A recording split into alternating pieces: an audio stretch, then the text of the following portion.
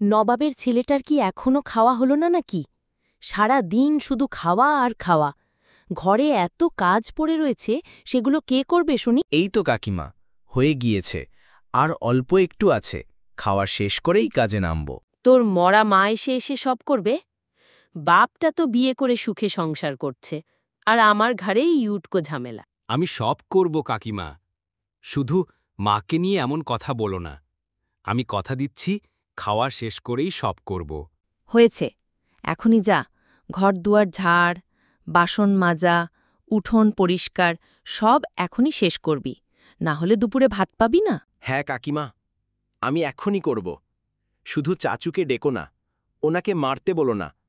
মার খেলে আমার গা ব্যথা করে, কাজ করতে পারি না।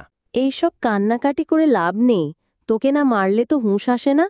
দাঁড়া, এখনই তোর চাচাকে বলছি। কি হয়েছে? সকাল সকাল চিল্লাচিল্লি কেন? কিছু না, বলেছি পানি আনতে পুকুর থেকে, করছে না।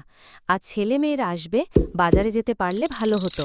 বাজারে যেতেই তো পারত, আমি কি শেখাইনি? এখন যদি কিছু না বোঝে রেখে কি লাভ? তাও কাজ করছে, এবার মারলে আর কাজ করতে পারবে না। বরং তুমি বাজারে যাও, রুই, ইলিশ, মাংস নিয়ে এসো। এই উটকো ঝামেলাটা নিয়ে কিছু করতে হবে। যদি কথা না শোনে অনাথ আশ্রমে পাঠিয়ে দিব। শুধু শুধু ভাইয়ের ছেলে বলে রাখছি। সত্যি কষ্ট করে টানছি। আমার ছেলে আসবে, মেয়ে জামাই আসবে, যেন কোনো কষ্ট না পায়। সব কাজ তকেই করতে হবে। হ্যাঁ কাকিমা, আমি সব করব। ভাই আসবে শুনেই খুব ভালো লাগছে। মজা করার সময় না এখন, যা আগে পানি আন। মা, তুমি থাকলে এমন হতো না।